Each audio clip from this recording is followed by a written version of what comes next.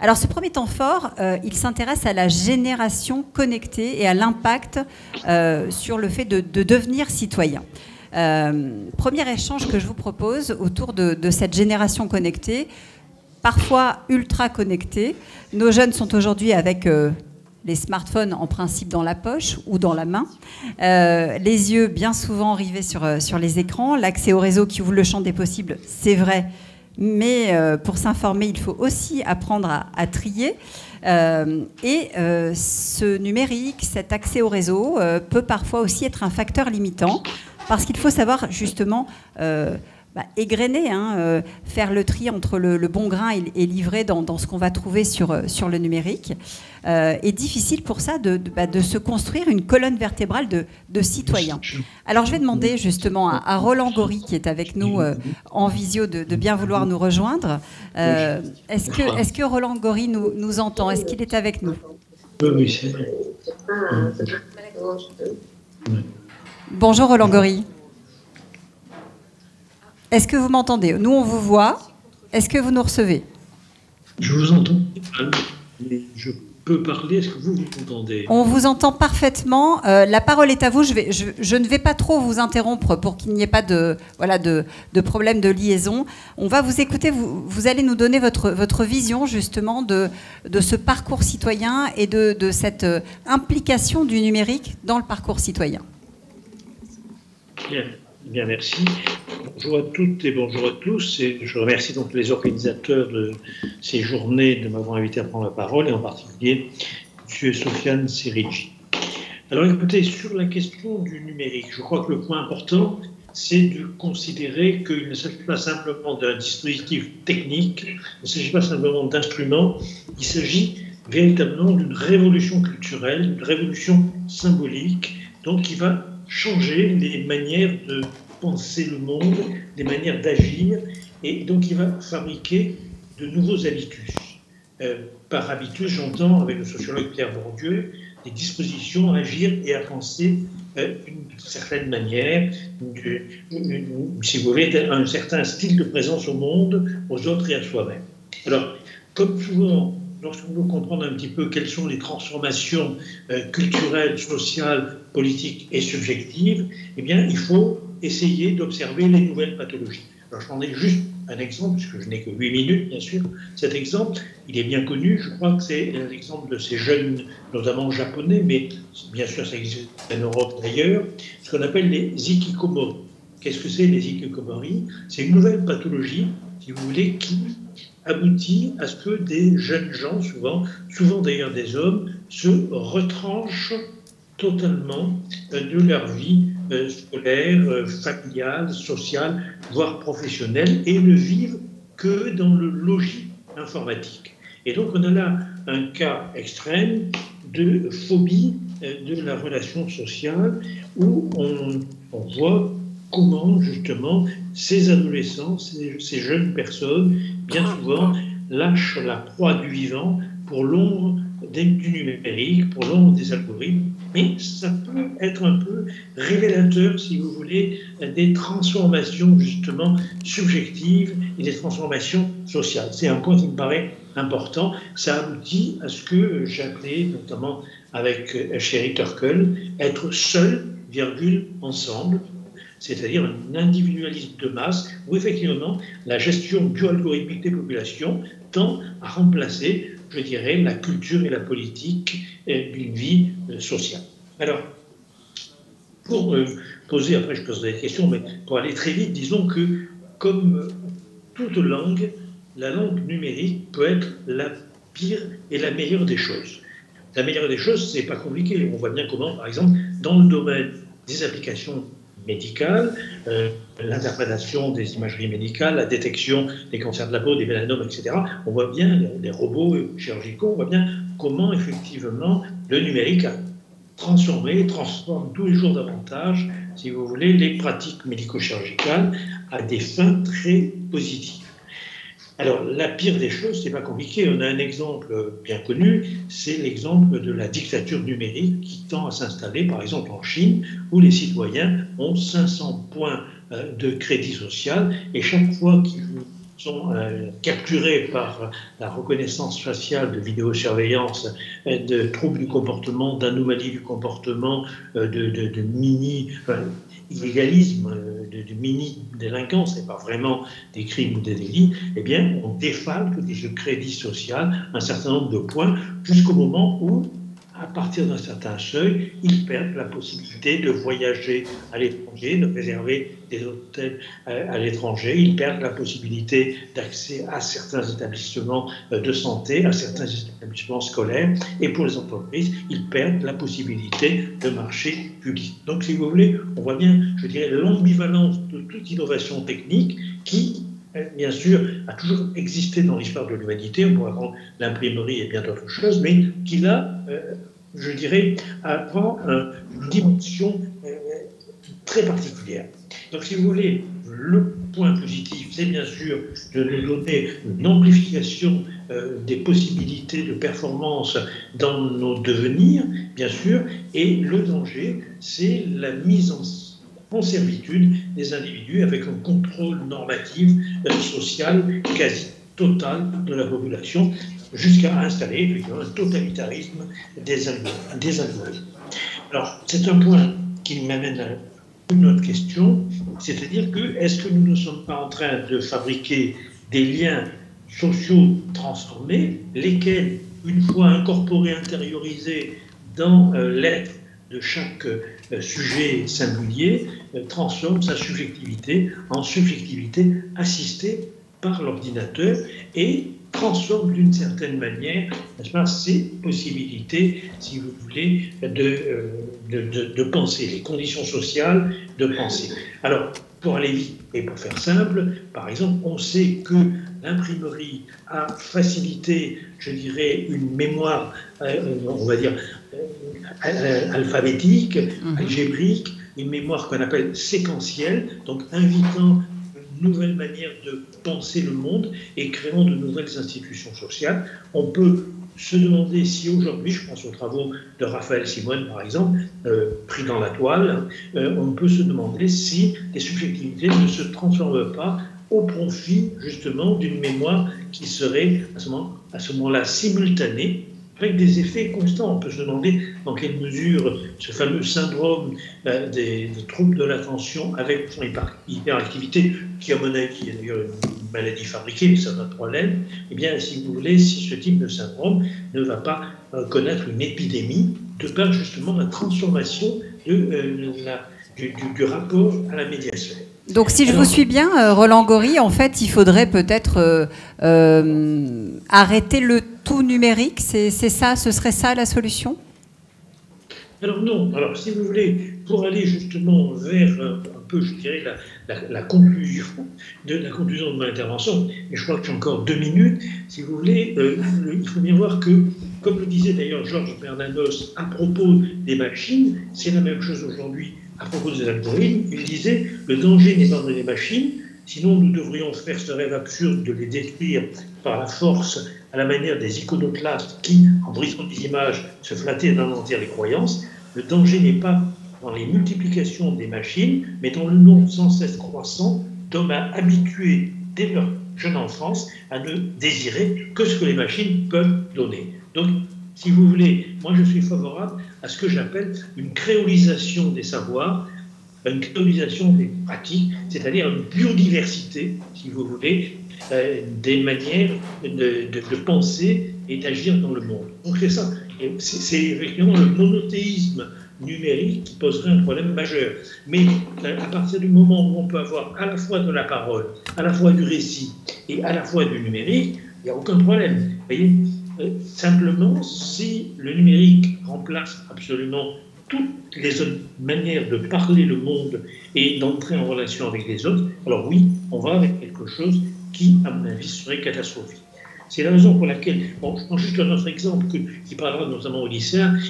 Je pense que Parcoursup est l'exemple le plus obscène, si vous voulez, d'une catastrophe où on va trier les lycées et les lycéens plutôt que de les orienter, ce qui est un problème majeur.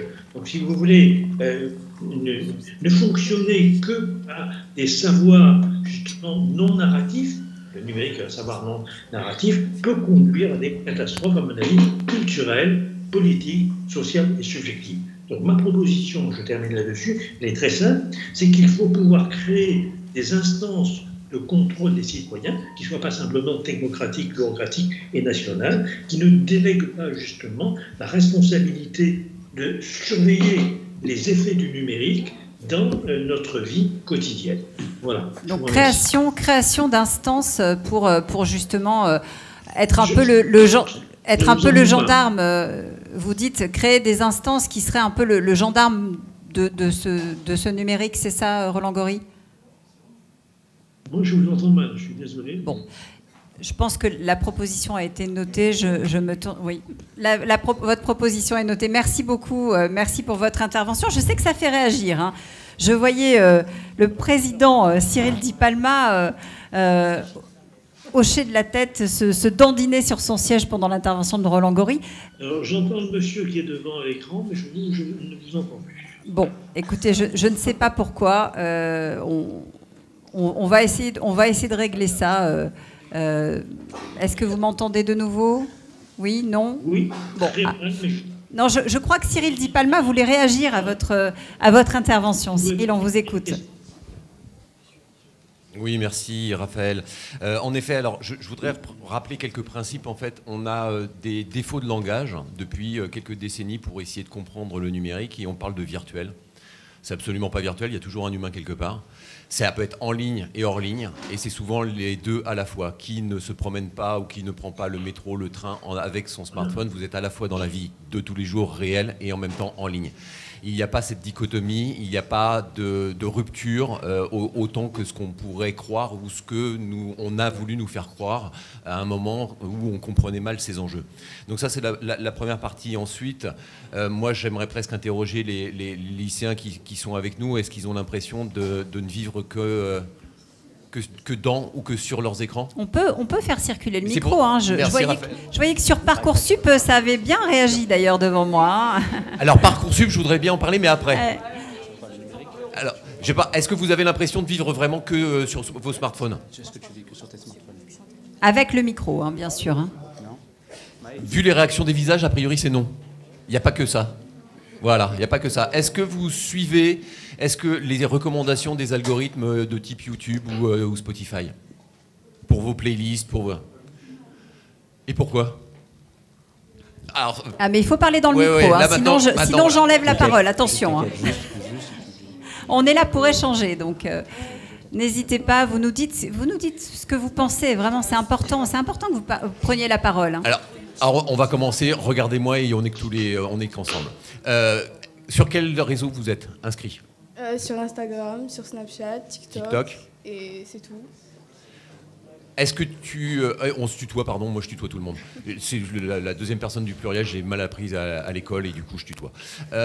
Est-ce que tu as des groupes en fonction de tes relations d'amitié? C'est-à-dire Snap, c'est plutôt avec des groupes classe, un WhatsApp groupe classe, un Insta avec les amis de la danse, du sport ou de je sais pas quoi? Ça dépend. Par exemple sur Snapchat, c'est le groupe de classe et mes amis proches. Sur Instagram, c'est plus des gens que je connais pas trop, enfin des gens que je connais pas trop. Après sur WhatsApp, c'est plus les groupes pour mon sport et c'est tout. Et moi j'ai une question aussi. Comment est-ce que tu t'informes? Est-ce que tu t'informes via ces réseaux ou est-ce que tu fais une autre démarche pour chercher une information? Parce que on est toujours, c'est mon côté des formations professionnelles, hein, je suis journaliste, donc j'oublie pas qu'on est là pour aider à fabriquer des citoyens, donc à créer des consciences éveillées. Comment tu t'informes? Comment est-ce que tu vas chercher l'information? Est-ce que tu te contentes de scroller et de regarder ce qui t'arrive ou est-ce que tu as une démarche active pour faire des recherches? Toi ou d'autres d'ailleurs, hein, parce que c'est intéressant de vous entendre tous là-dessus. Ben non, moi, je cherche le sujet précis, par exemple sur Internet, sur les journaux. Après, il y a, pareil, sur Instagram, par exemple, il y a des comptes qui proposent des informations, donc je lis et je regarde et voilà. Bon, oui, je crois que ça réagit aussi dans la salle à côté. Pour vous répondre, moi, pour aller chercher l'information sur les réseaux sociaux, il y a déjà, comme elle a dit ma camarade, des comptes qui mettent à jour des actualités. Mais par exemple, moi, j'ai installé l'application La Provence pour justement recevoir les informations, les actualités qui se passent autour. Et du coup, voilà, je ne me contente pas que des réseaux sociaux, parce qu'il y a aussi les fake news. Et quand il y a une information que je reçois, soit je vais chercher d'où elle provient, ou sinon, juste je me contente de recevoir l'information et voilà. Ok. Moi, j'avais d'autres questions à vous adresser, mais on n'aura pas le temps, c'est pas grave. Mais en effet, je vais rebondir sur ce que... Ouais, mais c'était en intro et c'est pour lancer. Là, c'est pour lancer, je pense. C'est lancé, hein, pour le coup, parce que je vois que tout le monde veut réagir. Ouais, c'est très bien. C'est très bien comme ça. Donc, je conclurai, moi, ma réaction en disant que alors, la Chine n'est pas une dictature numérique, c'est une dictature qui utilise les outils, notamment numériques, informatiques, pour aller encore un peu plus loin dans sa dictature. C'est pas la même chose. Je suis entièrement d'accord avec Roland Gori quand il parle de biodiversité des usages. Il y a une personne qui est monotâche, elle a un souci dans sa vie. Une personne qui ne fait que jouer, d'être derrière son ordi à jouer jour et nuit, c'est une pathologie. Mais c'est pas les jeux, c'est là où je voudrais battre en brèche une certaine idée reçue, c'est pas le jeu vidéo en lui-même qui est la cause du problème. C'est que la personne a un problème familial, comportemental, et le refuge est le jeu. Ça peut être le jeu d'argent pour des adultes, hein, attention, on parle pas que, et je ne veux surtout pas stigmatiser la jeunesse. Donc je voudrais planter un petit peu le décor pour ne pas penser ou craindre laisser craindre que le numérique est la source de nos maux, et au contraire de voir comment on peut se servir, comprendre d'abord, et se servir des outils numériques pour améliorer ce parcours de citoyenneté. Donc on revient à Parcoursup. Et Parcoursup, je vais faire un parallèle avec Cambridge Analytica. Est-ce que vous connaissez le scandale Cambridge Analytica? Levez la main si vous connaissez. Merci. Alors pour ceux qui ne connaissent pas trop, je vais le résumer. L'élection de Trump a été réalisée notamment en captant des informations très personnelles de citoyens américains à partir de différentes bases de données, pompées sur Facebook, sur les bases de données de banques, assurances qui s'achètent, hein, ou de Leroy Merlin, je parle français. Est-ce qu'il y a possibilité de couper le retour son? Oui, on a un petit retour de quelque chose qui tape. Est-ce que... Merci. Merci. Et donc cette captation de données a fait en sorte que les équipes de Trump ont dit et fait dire à leurs candidats ce que les gens voulaient entendre. Et il a pu être élu comme ça. C'est pas le seul cas, il y en a d'autres. Le Brexit, on sait qu'il y a eu des détournements et des mensonges pour faire voter. Ce qu'il faut savoir donc, et je reviens à la place des algorithmes, c'est qu'il y a de toute manière toujours un humain derrière qui va le programmer. On ne connaîtra jamais la recette du coca, on ne connaîtra jamais la recette des algorithmes, mais il faut comprendre un peu comment ça se fait. Et quand vous êtes sur les réseaux sociaux, quand nous sommes sur les réseaux sociaux, nous sommes souvent et naturellement enfermés au sein d'une communauté, parce qu'il faut quand même rappeler que Facebook a été créé au sein de Harvard pour mettre en relation des gens qui allaient voter pour la plus belle fille du campus. Hein. C'est important ce que vous dites. Il y a des humains derrière les algorithmes. Donc c'est aussi, j'en reviens toujours à cette notion d'éducation, c'est la manière dont on fait comprendre aux humains qu'ils vont devoir utiliser, qu'ils vont devoir être actifs sur les réseaux, sur le numérique, sur les algorithmes. C'est la façon dont on fabrique en fait la conscience qui va permettre à ces humains de l'utiliser autrement et de l'utiliser mieux. On parlait de Parcoursup, et j'ai vu réagir beaucoup dans la salle, devant moi notamment. On s'aperçoit aujourd'hui que d'une bonne idée, on a des résultats médiocres, pour ne pas dire autre chose. Beaucoup de parents, beaucoup d'élèves sont déçus de la manière dont ça fonctionne. On essaye d'améliorer le système a peut-être été mal pensé. Ce n'est pas le système qui est en cause, c'est la manière dont il a été créé. Donc on en revient toujours à cette notion de comment je pense, qu'est-ce que je mets et qu'est-ce que je vais fabriquer, à quoi ça va réellement servir. Hein. C'est vraiment comme ça qu'il faut voir les choses. On va peut-être... alors, je sais que monsieur voulait réagir. Est-ce qu'on peut faire circuler les micros? Voilà, on vous fait passer un micro pour que vous puissiez réagir, je crois, à ce que disait tout à l'heure Roland Gori. Et Cyril Di Palma. Et je voudrais rappeler que le numérique, ce n'est qu'un langage. Ce n'est qu'un langage. Et pour ceux qui étaient là hier, j'ai parlé de l'évolution de l'humain qui soit liée à ces langages. J'ai dit qu'il y a eu 3 traditions dans notre histoire, c'est-à-dire le verbe, l'écrit et aujourd'hui le numérique. Le verbe nous a permis de transmettre entre nous des informations complexes à un moment donné, et puis est venu s'ajouter l'écrit, mais ça ne nous a pas empêché d'utiliser quand même le verbe, la parole. Et le numérique, ça va être la même chose, ça ne va pas nous empêcher d'utiliser le verbe et la parole. Mais maintenant, qu'est-ce qu'on en fait? Comment on l'utilise? C'est toute la question. Ce n'est qu'un langage.